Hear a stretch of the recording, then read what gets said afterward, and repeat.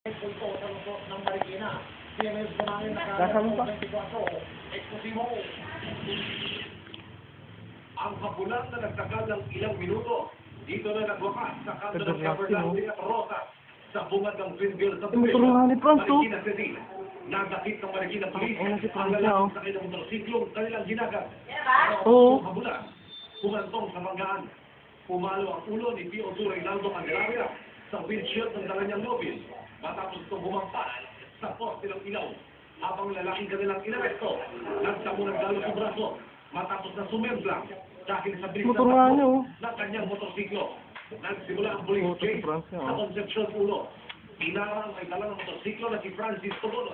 Dahil sa manoy, kahina-hina ng kilos nito. Tawa niya, oh. Si Audrey. Napon ng pulis, pinakakot ng pulis.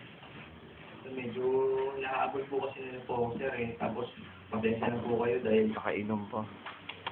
hindi rin po kasi naka-register yung motor ko. Laking sisi ni Tobono dahil sa halip na siya'y tumara. Tinakbuhan niya ang pulisya. Ninervyos lamang daw siya. Kaya po kami umalis ng takbo kaya hindi po ako makapagpreno po ng medyo maayos po. Kaya nung sundan po nila ako, medyo na-out of balance po ako dun sa may banda po dyan. Ang area na ito ng Marikina, ayon sa pulisya, ay crime-prone area. Kaya madalas sila magsagawa ng offline sila.